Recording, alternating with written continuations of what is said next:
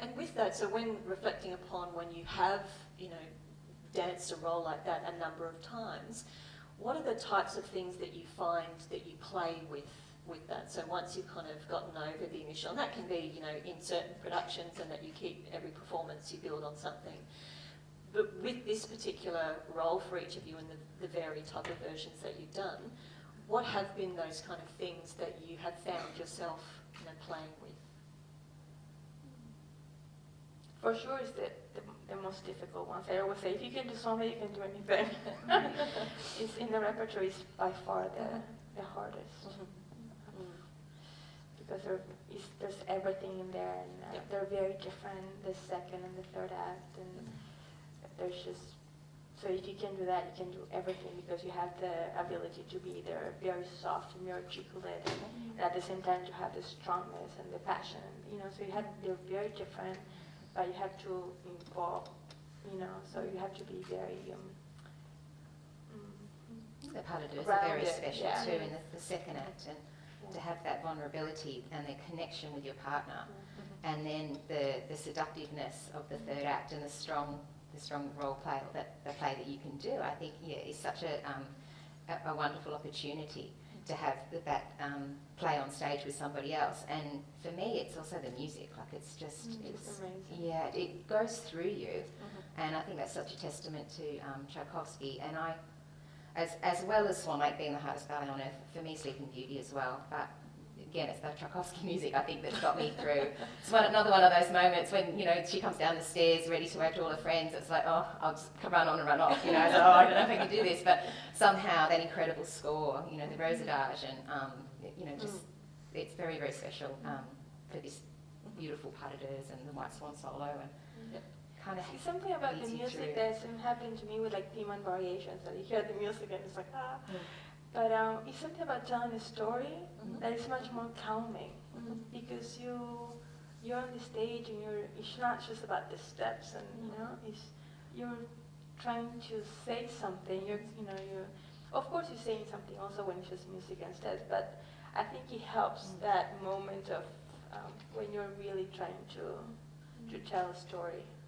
And I think you never stop playing with it and evolving, especially in the white acts. It's really quite modern and individual. Like a female dancer can really start to find her own way of moving the wings. It can be very unique, and still, if that's how it makes you feel, or if there's so many ways of having, moving your arms. There's a lot of freedom.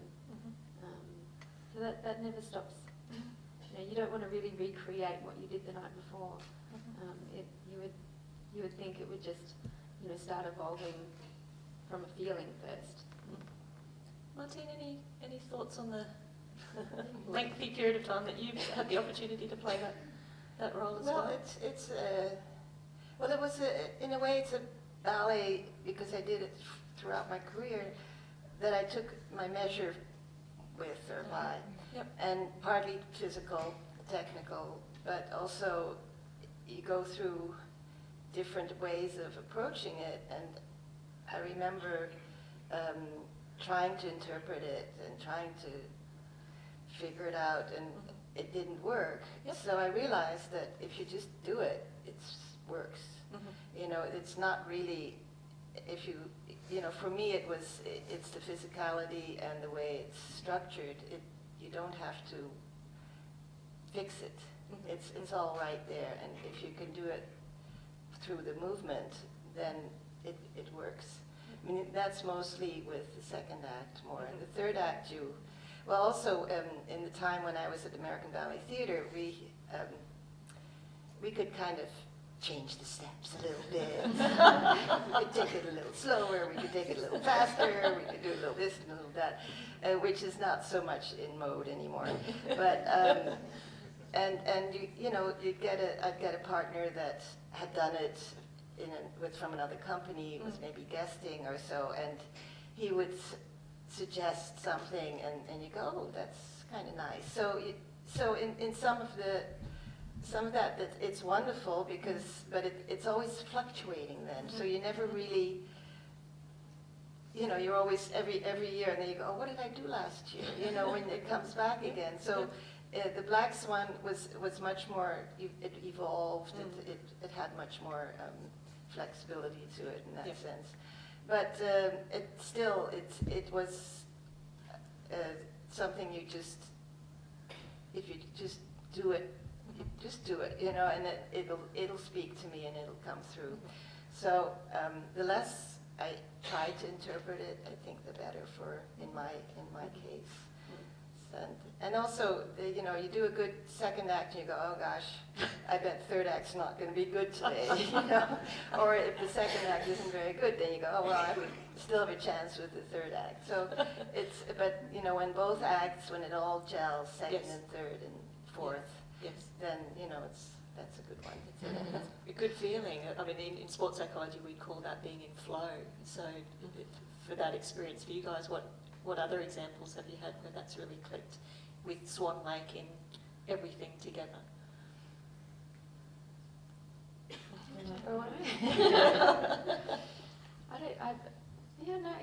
I think every performance is different. I don't try to rate the performances, it's too exhausting. It's just enjoy the moment, I think, and you know, things happen, good and bad, and I think it's just, you know, I always go back to my partner, you know, unless Blaming. and go, why? no, I think I find a lot of reassurance from, you know, the first eye line together. So I can be like this, but as soon as, that calm then. So, yeah, I had to just find some eyeballs before the White Swan solo, really. But, It's interesting. Sometimes, a lot of things happen in performance, and every performance is completely different. And that's the beauty of it, and that's life in general. You know, they're good performance because they're bad ones. So if they're all the same, then they're really all good. But there will not be special ones. You know, they're special because they're like some really bad. And I think we all take insurances for all that. And I think, especially at this moment in my career, I think that when I joined ABT so young, gave me the opportunity to be on the stage so much. And the greatest thing is every performance is different. And sometimes everything goes perfect, but if you don't have, if you weren't with the music because the conductor was too fast, or your partner is not very nice and thinking about himself, and, you know, even everything, the performance was fantastic and I did incredible things, I don't care. It's not fulfilling. If it's not fulfilling, I don't care. You know, and so how many times people say, oh, performance was great, but if you didn't feel good, nothing can take that away from you. And sometimes some things were really bad, but you felt fulfilled, and you felt that you were like completely there. And maybe it wasn't the best performance, but it was really intense. And I think that's sometimes what the audience gets more than anything. So that's why I think it's a range of performances, and they all have their beauty in some way. And I think with Swan Lake, like it is a ballet where you have to be at the top of your physical, you know, strength. And every ballerina knows that. And it would be very scary to go into a season of Swan Lake feeling unprepared. So, you know, every ballerina that I know that really cares about their art form really fights for it. Like, and you know, when I watch other casts, I think, wow, they make it look so easy. You know, wish I felt that easy. And then they've said that to me as well. I think everyone really fights for it. You know, after second act, when the left leg is, you know, it's really hard on that left leg, and it's, you know, you're shaking it out in the interval, and then you have to come on and, you know, when with the dual row, and you have to have so much power and energy and be completely in control, because that's her, that's the role, and that's hard. Lucinda, you summed it up nicely in a quote that I found, which is when we're thinking about how technically demanding the role of a dead idea like Swan Lake is, and it's called a tutu ballet, there's no room to hide. And you said, you know, when you're on stage in a tutu, it's very exposing. Your technique, your leg lines, the shape that you make, plus there's all this story to tell. So how do you manage then yes, you have to be prepared, everything needs to be raring to go, and then you have the authenticity of the character and the story that you need to share with the audience. What's that like to manage? A naturalness, I think, about the storytelling is really important. Yes, there are certain gestures within classical ballet technique that dictate to an audience that I'm the Swan Queen, etc., but it has to have some kind of genuine feeling coming of what you're trying to portray and tell. Nobody and nothing can do the hard work for you physically. Nobody can go for a run for you, nobody can do your ballet class, nobody can stretch, nobody can do a Pilates session. You have to be there, dedicated, wanting to do it and wanting to improve. And I come back to Paloma's quote about self-satisfaction, and I learned that towards the latter part of my career, that I wasn't trying to impress my coaches anymore, I wasn't trying to impress my director anymore.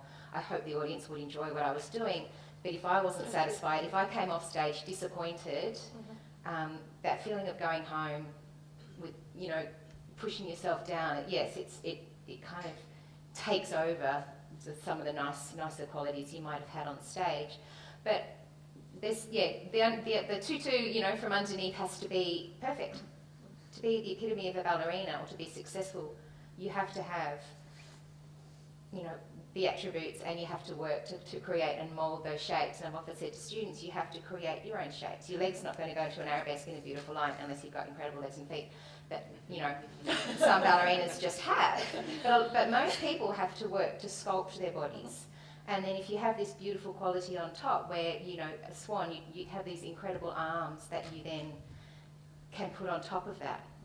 And then on top of that comes the face, which you need to express yourself. You can't just tell a story with the body.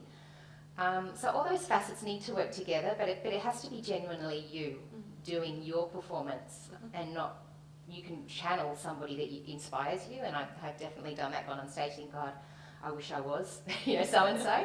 But unless you're true to yourself and going out there to deliver your best performance on that particular night,